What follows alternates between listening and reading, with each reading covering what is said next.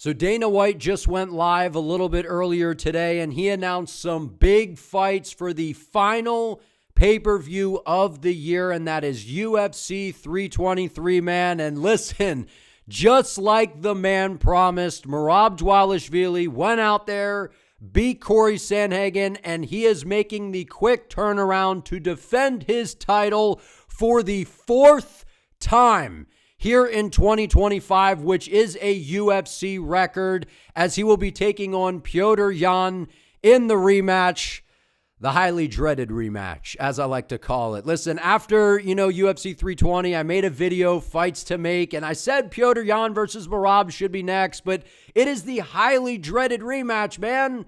Like, it's just an awful stylistic matchup for Petr Yan. So we'll discuss that matchup and kind of my early predictions for all these fights. But that's not all. In the co-main event, we have who I think at this point is the greatest flyweight of all time, or at least in the conversation, right? It's between him and Demetrius Johnson. Alexandre Pantoja taking on one of the most dangerous guys in the flyweight division right now, Joshua Van, one of the best boxers in the UFC. I cannot wait for this matchup, man. Joshua Van coming off of a huge victory at International Fight Week against Brandon Royval. We got the hype around this, man.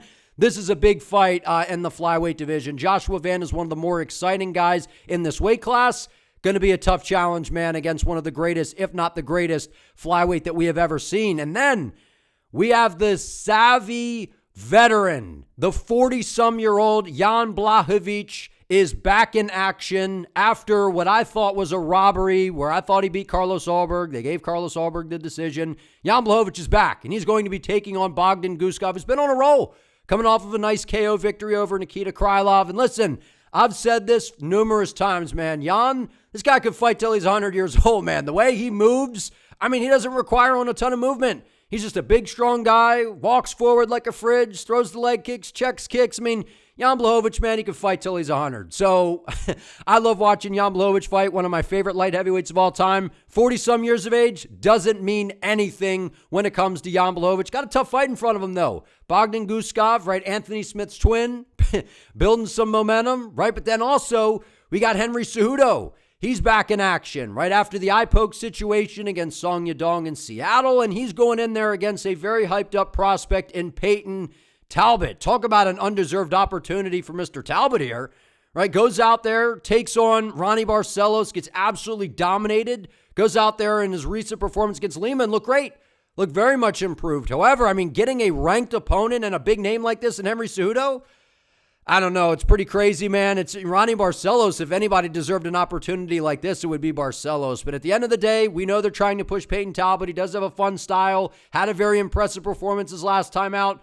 Big opportunity here and might be biting off a little bit more than what he can chew. And then also, I saw some different outlets out there reporting that Brandon Moreno versus Tatsuro Taira is also going to be on this card. So the winner of that, they might find themselves fighting for the flyweight title next. That is an amazing matchup among the elites in the flyweight division. And also Faraz Ziam versus Nazim Sadikov will also be on this card. UFC 323 is looking absolutely stacked, man. So like I said, Merab Dvalishvili, 4 title defenses this year, man. This guy's going to be the fighter of the year, especially if he goes out there and handles business against Petr Yan.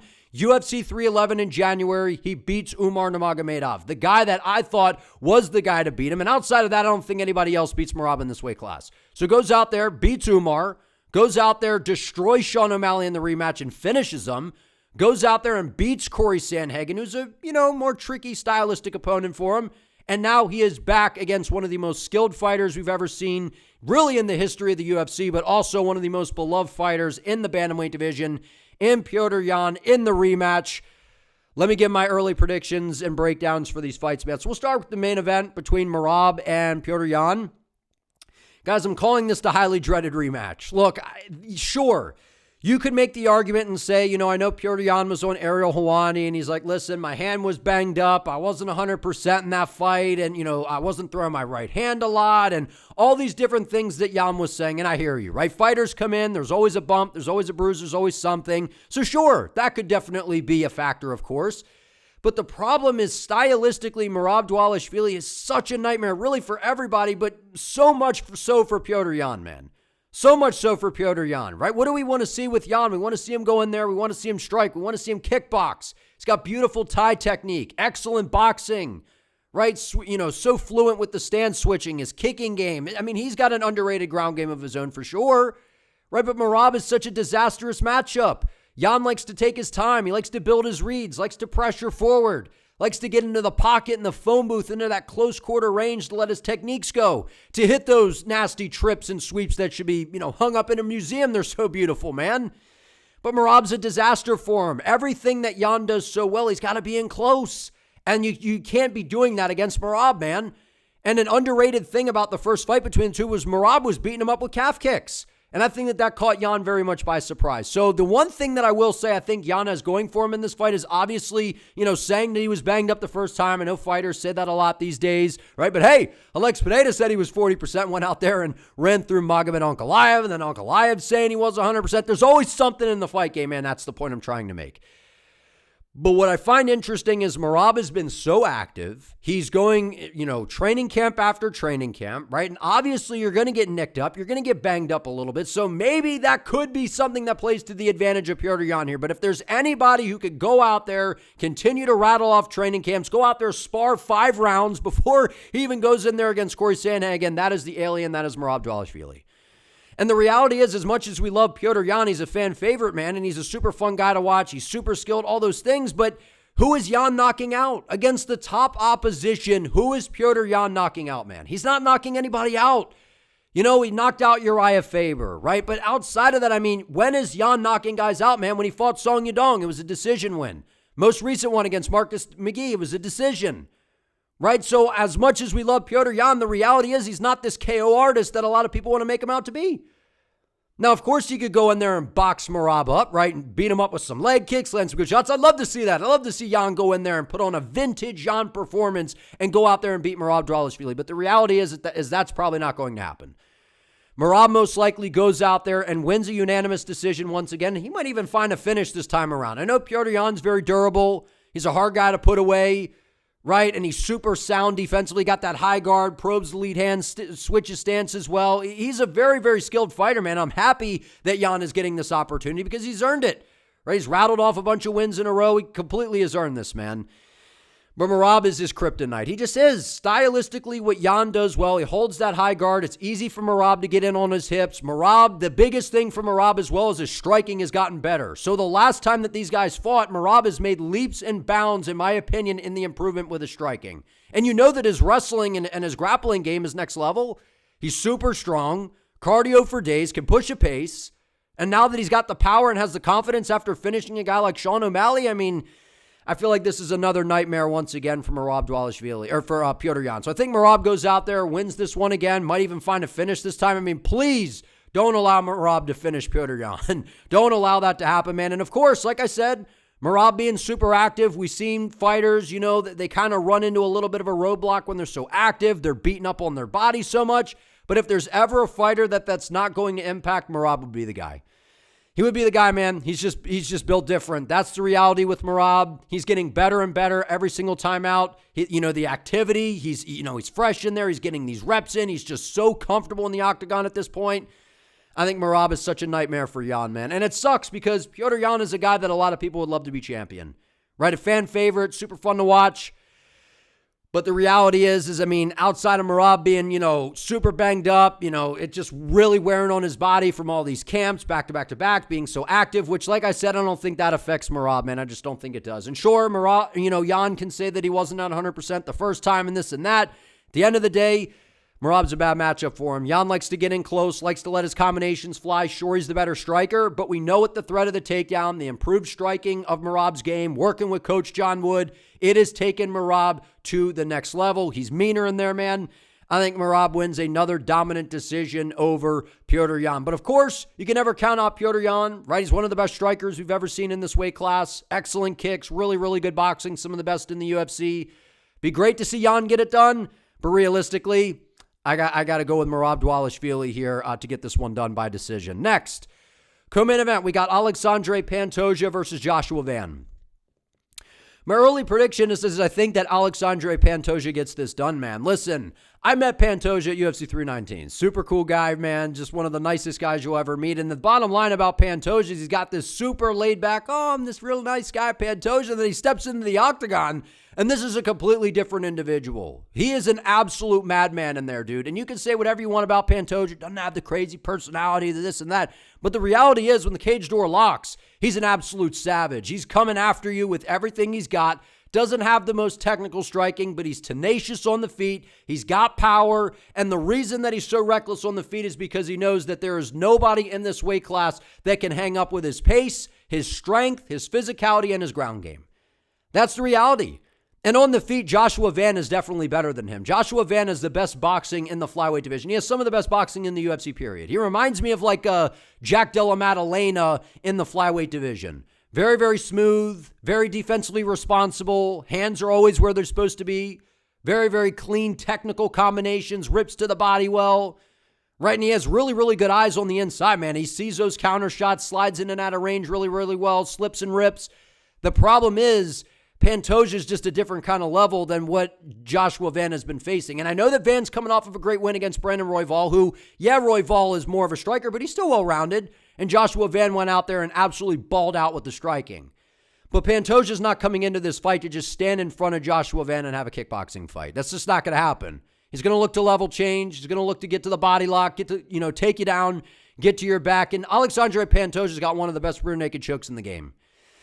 So as much as I would like to see Joshua Van get this one done, I'm a big fan of Pantoja. I love both of these guys, man, so may the best man win. But I think stylistically, yes, Joshua Van is coming off of a huge win over Brandon Royval. He's been racking him off ever since that loss to Charles Johnson. He's been on an absolute roll, and he was doing great against Charles Johnson until Charles started to turn up the heat in the third round there and got him out of there. But Joshua Van, he's super young. This won't be the only time he fights for the title, right? Like I said, this is my early prediction. But even when I knew that Joshua Van, after he beat Royval, I picked him to win that fight. I picked him to win every fight, actually, since he's been in the UFC. I've been super high on Joshua Van. The one guy that I feel like stylistically is a problem for him would be a guy like Taira, but more so someone like Alexandre Pantoja that's got the sneaky power on the feet, that reckless style to where he's got the chin tucked, he's super durable, got cardio for days, he's super strong. I just feel like the grappling is the X factor in this matchup, man. And I know Joshua Van has very improved takedown defense. He's done a great job of anticipating takedowns, right? We saw that against Edgar Chairez at, UFC Noche. So, I feel like Van has a real shot in this because he's the much better striker. But the ground game of Pantoja is elite, man. We see it even when he's in there against guys like Brandon Moreno, who's got good striking. Kai Kara France, Brandon Royval. He seems to have the answers for those guys. But again, Joshua Van is young. Pantoja, while he still, feels like he's in his prime, he's getting a little bit older now. And it almost feels like he's almost due for a loss because he's been on such a tear. So not counting Joshua Van out, I think that this is a dogfight here. But if you get into a dogfight, there is one guy that I'm not going to bet against in the flyweight division when it comes to a grit fest, and that is Alexandre Pantoja. So my early lean, I think Pantoja is able to find a submission and get this one done. But can't sleep on Joshua Van, man. The guy's got some sensational boxing. Next, Yan Blachowicz versus Bogdan Guskov. I'm going Yan Blachowicz to get this one done, and I feel like he might knock out Bogdan Guskov. And the reason for that being is Guskov is riding some nice momentum coming into this fight, man, especially going out there and getting the KO victory, as I predicted, against Nikita Krylov. The thing about Bogdan Guskov is he does have dangerous power, man. He's got some dangerous power, right? But he holds his hands really, really low, right? And he kind of shoots these shots. He throws these big windmill punches. And I feel like if there's someone that can take advantage of that, it would be a slow, methodical, savvy Yan Blachowicz, dog. Like Yan Blachowicz, man, like people want to continue to overlook this guy. I picked Yan Blachowicz to beat Alberg. I thought he won the fight. The reality is, look how good Carlos Alberg is. Yan Blachowicz was tooth and nail with him. Magomed Ankalaev, former champion. Look how close Yan Blachowicz went with him. That was to a draw. Poatan Pineda, look how close Yan Blachowicz was with him. So every time Yan Blachowicz is fighting these dangerous guys in this weight class, he's right there with them. He is right there with him. Now, he is 40-some years of age, right? So naturally, we're going to be like, he's old. He's taking a step back. But I say it time and time again, Jan's style is perfect for being old, man. He can fight like that forever. And the leg kicks, I feel like, are going to be a problem. I feel like he's going to beat the hell out of the legs of Guskov, man. And with those hands being low, Yan charges in with the chin down, right? Extends his combinations, throws those body kicks. think he beats up the lead leg of Guskov, attacks the body with the kicks, and then eventually the hands come upstairs. And with the low hands of Guskov, I think Yan Blachowicz finds him in an exchange and is able to knock him out. I'm going Yan Blachowicz by KO, man. I think he turns back the dials here, and Yan Blachowicz finds himself in another big fight after this one. I love watching Yan fight, man. Absolutely love watching Yan fight. Loved him in his prime. I've loved him his whole career. That Muay Thai style. He's got slick jiu-jitsu on the ground. I don't think Guskov really looks to grapple in this fight. If he does, maybe he could find some success there. But I feel like overall, Yan is the better fighter. The only asterisk is the fact that he's older. That's it. And Guskov does have power, and he's knocking people out. But Yan Blachowicz is pretty durable, man. He's pretty durable, defensively sound, good power in his hands. Those kicks are nasty. He'll go shin to shin with you. Yan doesn't care. I think he beats up the lead leg of Guskov, attacks the body with the kicks, and finds a shot upstairs with the hands and finishes Bogdan Guskov, man. I think he gets a knockout. Let's go Yan Blachowicz, man. Legendary Polish power. Give me Yan to get that one done. Henry Cejudo, Payton Talbott. This is an interesting one, man, because yes, Song Yadong was winning that fight against Henry Cejudo, but I feel like Henry Cejudo was doing a lot better than what people were expecting. And Henry Cejudo, people forget, man, double champ, right? Flyweight champion, bantamweight champion. Now, granted, was it against the greatest of competition, right? It was Dominic Cruz, who I've always felt like was a great fighter, but a little bit overrated. I know he got the victory over Mighty Mouse Johnson in the rematch. We know Demetrius is one of the GOATs. So Henry Cejudo, man, back in his prime, this guy was, amazing, right? And even at this point in time, Henry Cejudo, to me, it doesn't really seem like he's lost too much of a step. Maybe he's a little bit slower, right? Not as fast, and that's a little bit of a problem, right? Because Payton Talbott, he's a young guy. Right, he's super fast. He's got dangerous striking, very, very explosive, gets in your face, likes to kind of, sling leather quickly in the fight. But Henry Cejudo's a smart fighter, man, right? A guy that's got an Olympic gold medal in wrestling, right? We've seen in the UFC his grappling game, it's not that great. He's more of a striker in MMA, right? He can take guys down, but he has a hard time keeping them down. So could he take down Talbott and control him on the ground? Maybe, right? Beat him up with some ground and pound. Cejudo's more of a striker in MMA. That's the reality. He's got that karate stance, chin up in the air, good right hand, good calf kicks. Early lean, I actually kind of favor Cejudo here. I do, because I feel like that we saw Ronnie Barcelos go out there and ragdoll Payton Talbott around, and I know Talbott showed improvements in his takedown defense against Lima, but Henry Cejudo, I know that he doesn't do a ton with the grappling, but even the threat of it, man, every time Talbott gets overly aggressive, shoot, keep him guessing, feint the level changes, open up strikes that way. Cejudo's a smart fighter. He's a very, very smart fighter. He's very tactical. He's going to come in very prepared. I think Henry obviously knows that the UFC's kind of trying to set him up a little bit here, right? Trying to get Payton Talbott, to get a win over him, right? Try to build off the name of Henry Cejudo, add that to the resume of Payton Talbott, a guy that they're clearly trying to push. Talbott's dangerous, though. He's explosive. He's fast. Don't forget what he did to Cameron Simon. We've seen that he's very explosive. But Henry Cejudo, man, he's been fighting only the best guys in the world, where Payton Talbott got to step up against an older guy who, by the way, put some respect on his name. I've been picking Barcelos in a lot of these fights, and he's been getting them done. Ronnie Barcelos is a savage. Very, very good on the ground. But if you're getting out-grappled and, ragdolled around by Ronnie Barcelos, I would like to think that Henry Cejudo is going to have something to say about that. I think Cejudo comes out with a grapple-heavy game plan, changes levels, takes him down, beats him up on the ground a little bit, lands some good shots on the feet. I'm going to say Henry Cejudo gets this one done by decision, early prediction, right? But again, Payton Talbott's young, he's motivated, he's dangerous. What are Cejudo's motivations? He's got that podcast with Usman, right? And Cejudo's he hasn't been the most dangerous guy, right? We've seen him, knock out, Dillashaw when Dillashaw dropped down, which was a disaster for TJ. We saw him finish Dominic Cruz, got a good right hand, good calf kicks. I kind of favor Cejudo and his experience in this one, man. If you're Payton Talbott and you're not beating Ronnie Barcelos, while I was saying put some respect on Barcelos' name, I feel like Talbott is he's game, but this might be a little bit too big of a step up at this point in time. Even though Cejudo's a little bit older, don't sleep on the skills of Henry Cejudo. He's been in there with some of the best guys in this weight class. Early lean, give me Henry Cejudo by decision. All right, last but not least, we got Brandon Moreno versus Tatsuro Taira. Dana did not announce this one, as this was, Mike Bond reported this, and then I saw Big Marcel also post about this as well. This is an amazing matchup in the flyweight division, man. And I said after his most recent fight over Hyun-Sung Park, right, they needed, an opponent to step in. Hyun-Sung Park ended up taking the fight against Tatsuro Taira.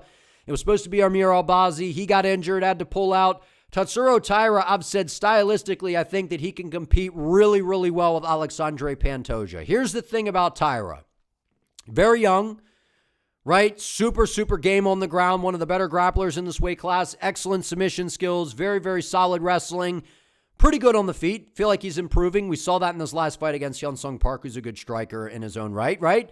We've seen Tatsuro Taira can strike. However, Brandon Moreno is shown to be the cream of the crop in the flyweight division. Brandon Moreno's got good takedown defense. Even if you do take him down, he pops back up to his feet pretty quickly. We saw when you tried to give him a grappler in Amir Albazi, Brandon Moreno beat the brakes off of him, man. And I think in this fight, as much as Taira has improved on the feet, he's not better than Brandon Moreno there. Brandon Moreno's got good boxing. He's got the advantage on the feet. Brandon Moreno's got a pretty good ground game of his own. Where we saw him struggle was against guys like a Alexandre Pantoja. The grit, the relentless pursuit with the grappling, that's not exactly what Taira does. Taira's got more of a technical, more methodical type of approach to things, to where it's a slower fight, to where I feel like that favors Brandon Moreno. Where it's on the feet, I feel like Moreno has the advantage. If Taira can get him down and get him into those positions where he's able to control him, I definitely think Tatsuro Taira can win this fight. However, my early prediction is going to be Brandon Moreno by decision. I think that this is an amazing fight. I think it's a razor close fight, but I am going to favor the takedown defense and the boxing of Brandon Moreno in this matchup. And like I said, stylistically, I think Taira can hang with any of the top guys in this weight class for sure, 100%. And he's very capable of winning this fight because his ground game is elite and his striking has gotten much better. But Brandon Moreno's been top of the food chain in this weight class for a while, man. And if it wasn't for Alexandre Pantoja, he's probably the champion right now. So got to take that into account. I like Tatsuro Taira a lot. He's one of the young, phenoms in this weight class. Elite ground skills, very much improved on the feet, had a great performance against Park. Even though that was a fight he was supposed to win, he went out there and absolutely dominated Hyun-Sung Park all around. But again, this is Brandon Moreno we're talking about here. So early lean, I'm going to say Brandon Moreno gets this one done by decision. But I got to tell you, if he ends up on the ground and then these grappling exchanges with Tatsuro, I definitely think Tatsuro will be able to pull this one off. Some big fights, man. Super excited for these. Dana White delivering for what will be the final pay-per-view of the year as the ESPN deal comes to a close and the UFC gets ready to head over to Paramount. Guess they're saving Volkanovski, Ilia Topuria, and those guys for the new Paramount deal. But either way, UFC 322 is loaded. UFC 323 is loaded, man. Sign me up. Good time to be a fight fan. But if you guys enjoyed this video, do me a favor. Please give it a like. Let me know what you think down in the comments. And don't forget to subscribe to the channel so you do not miss an upload. I would appreciate it. See you next time.